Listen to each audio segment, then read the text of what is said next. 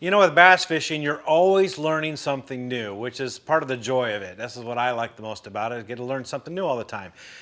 However, as we learn more and more, oftentimes we tend to start getting into some bad habits, or we tend to do some things that, can be considered a mistake. You can do something a little bit better if you only knew what it was. And the cool thing about it is a lot of these things can be rectified right away if only it was pointed out to you, which is what this video is about today.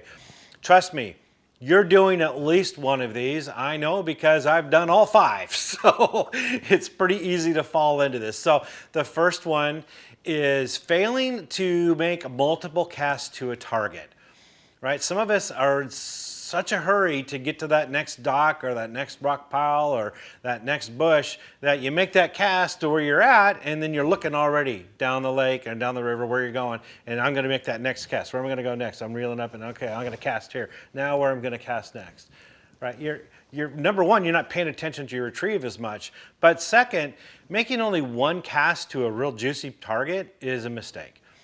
A lot of times the bass are situated or positioned in a certain way, or the water's a bit muddy and dingy and they have a little bit of difficulty locating your lure. Making several casts to it increases your chances of catching that bass. So let me give you an example. A dock. This is from a boat angler's point of view, so if you're from, you're on the shoreline, you can adapt this the same sort of thing. But this example is if you're from a boat. Here's the dock, and you're coming up on the dock. The first cast that I make is across the front. So there's one right across the front. As I get a little bit closer, I cast over to the angle over here and cast at an angle. Now I get the boat up closer, I can cast along this side, and as the boat passes, I can get this almost parallel to the dock. And then when I get past the dock, a little bit past the dock, I cast on this side of the dock and bring it up. And now that I've gotten all the way over here, I cast back over on this angle. Okay, so if you're counting, that's 1, 2, 3, 4, 5 angles. That's 5 casts to a single dock as I'm passing by. And I promise you, if there's fish there that are ready to bite, you're going to get bit, but might not be on the first cast. And you can apply that to anything. You come up a brush pile, you got to lay down, you got to edge, a weed edge or a corner where some lily pads are, or across a point. Any of these type of pieces of cover that a bass can hang on, making multiple casts to it often is the key. There's so many times when you're behind somebody and you see them covering the bank, and guess what? You're picking up fish behind them, and that's because they're making one cast and moving on. They're covering way too fast. They're just bombing it down the bank and not catching all the fish that you are. And as a backseater, I was a backseater for a lot of years. I caught so many fish from behind the boater because he was one cast and gone, and I would, you don't have to throw in the exact same spot, but making several different variants to it is a way to do it. Another is to try different bait. Say you cover a spot with a spinnerbait, going back over it with a buzzbait or with a rattle trap or crankbait, maybe a square bill, or a soft plastic bait. You go with a hard bait with a horizontal retrieve, and then you come back through with a vertical, with a jig or a plastic worm or something like that. So 2 different types of presentations. Vary it up to keep it interesting to you, but I promise you, doing it that way, you'll catch a lot more fish than making one cast and moving on. The next mistake is failing to experiment and try new lures and try new techniques, which is, for me, is part of the fun of bass fishing, is trying something new. Oftentimes we buy a bunch of lures and tackle with the intent of learning something new. We try it a few times, we're not as productive, and we tend to regress and stick to our comfort and confidence baits. I've done this a lot. I used to do that a lot. I don't do that as much anymore because I've learned that you got to give it a chance. There's a learning curve with everything, and you're not going to hit a home run every time you try a new lure or try a new technique. You got to give yourself a break. Give yourself some time to learn it, first of all. Plus, a lot of times, a brand new lure comes out, let's just say Whopper Plopper becomes very popular and a bunch of people are throwing it now. It's hard to find, hard to even buy that bait because everybody is buying it. Once you start using it a lot, you have a lot of success that first year. Then after that, a couple of years later, you're not catching as many bass on it. Why? Well, everybody's throwing it and the bass become accustomed to it. Some people say bass learn, other people say they don't. We can leave that on the table for a debate for another day. All I can say is that the really popular lures that everybody's throwing tend to lose their appeal to the bass as time goes on. So switching it up, change into a different lure, try something different, try a new technique, and will really up your odds, and you'll start catching a lot more fish. A couple ways you can do it, besides buying a different bait or trying a whole different technique, is maybe trying a different size in a bait that you are usually really good at. For example, 7-inch, 8-inch, 9, 12-inch worms. Right? Those are monsters, right? Why would a bass ever hit that? I just started doing it. Okay, I heard people catching a lot of bass on it, so I went to 10-inch worms and bam, bam, bam, bam, bam, started catching a bunch of bass on them. I mean, and some of these bass were smaller than the worm. You'd be surprised. So, and it works. And larger size baits that you would think bass wouldn't be interested in, they hit.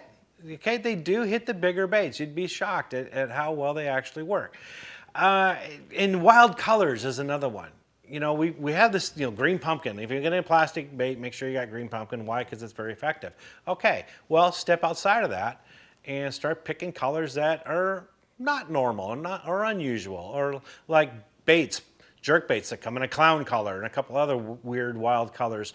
I got a buddy of mine who he buys a bunch of white skirts for spinner baits and jigs, and then he dyes them using worm dye. And he doesn't just pick one color and dyes it that, or 2 colors. He'll get like 5 bottles lined up and just dye one in one color, one in another. He'll do the middle another color and wait for it to dry and then do the tips. I mean, he does all kinds of weird stuff. And I call them hippie lures because it looks like tie-dye t-shirts when he's done making them. And the bass annihilate the snot out of them. I think it's because the bass just aren't used to seeing that. It's something different, something unusual. Bass are curious by nature, and the only way they can really see and tell what something is by putting it in their mouth and figuring out what it is. So appeal to that curiosity, and you can catch a lot more bass just by throwing something different than most people don't throw. So experiment, try new stuff, try new lures, try new techniques. You'd be surprised at how well that works. Boy, this next one, guilty, I've done this, and that is bypassing the shallow water. The real shallow water, like less than a foot. Especially in the summertime. We all tend to think bass go out deep, we don't even bother with the shallows. That's a mistake. Think about this, guys. Bass they're a predatory animal. What they do is they want to pin their prey to an area where they can't escape. So the bottom of the lake is a barrier. The top of the lake is a barrier. And where the edge of the lake meets the land is another barrier. So you've got this section of water. Okay, I can do a point. You got the bottom and the top and the edge. You got 3 barriers. The only way a bait fish can get away from that is to go left or right. So you've eliminated 2 of the 5 options available to prey. Bass will use that to their advantage to trap their prey. So a lot of times they'll be up shallow. If there's shallow cover available, that can be super, super shallow. I mean, look at this bass that I caught. That cover is just some floating sticks that's in about 10 inches of water. But he was sitting right up underneath there, and as soon as I plopped the lure right by him, bam, he nailed it. Or if there isn't cover available, think of it this way, a lot of bass will sit in 2 to 3 feet of water, and if something plops in the water super shallow, they race up and nail it before it can get away. So they'll actually come from deeper water even though they're not sitting in super shallow water. Use like a Senko or a weightless plastic, something that falls real slow, real light jig, so it stays in the strike zones longer and gives the bass more opportunity to come up and nail it. You'd be surprised at how well that works. So don't ignore the shallows, guys, even though it doesn't seem like the bass should be there, except for these big barren areas where there's like no weeds at all, like a giant sandy area that really doesn't have any weeds or cover available to you. Then yeah, you can safely skip it because you don't see, there's no bass there. But if there's some weeds, docks, any kind of cover like the sticks, that have been pushed up on the shoreline from a storm, things like that, the bass will use it and ambush prey. So don't skip those shallow areas. The next one is taking care of your gear. Now, I can do entire videos on this, which I have, but in a nutshell, don't go lax, and it's easy to do. It really is. You put off maintenance on your boat or on your engine. You put off servicing your reels, for example. Like that should be done at least annually for both. The more you use them, the more often you should be doing that. But taking care of that, replacing the batteries if you've got a boat.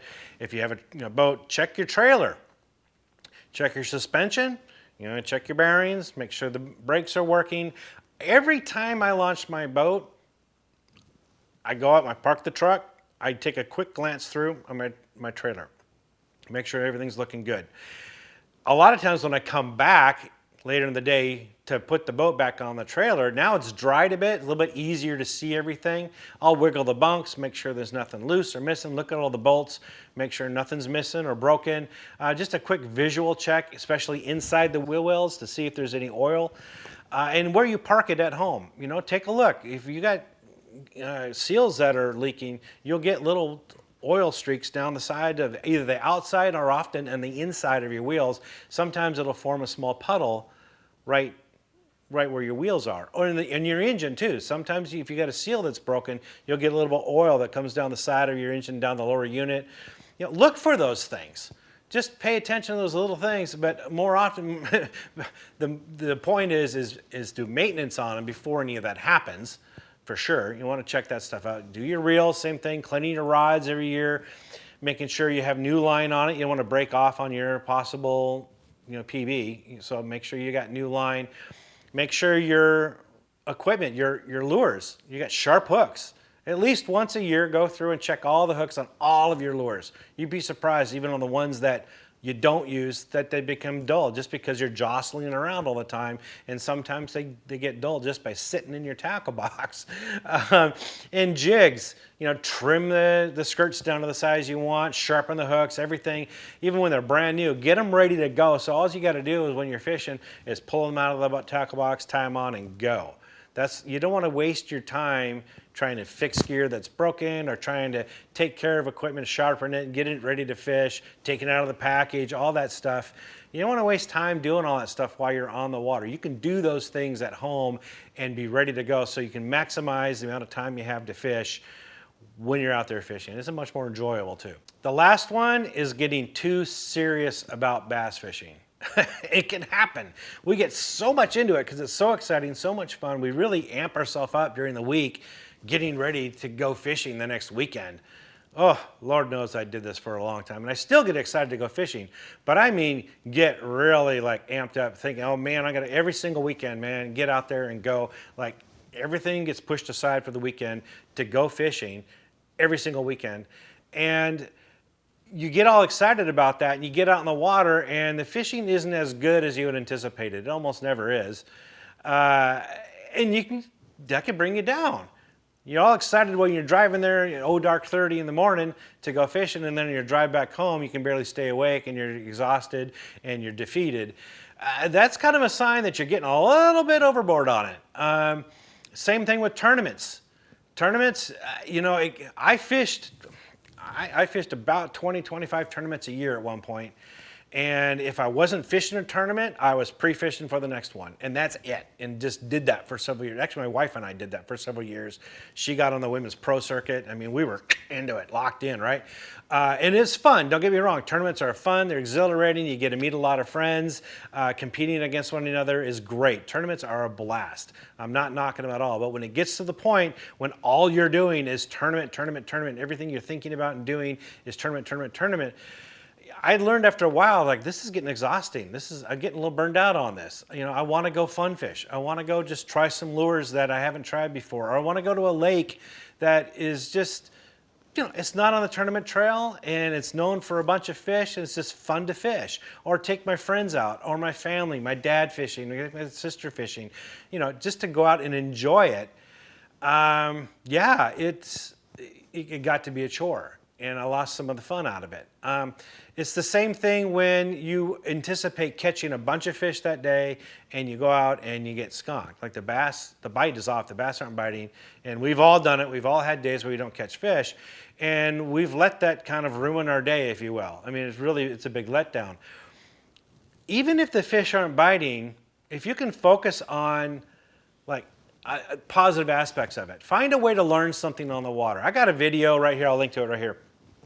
It talks about what you can do even when the bite's off. so that when you get off the water, you still feel like you've had a productive day. You still feel like I learned some stuff, I got something out of it today.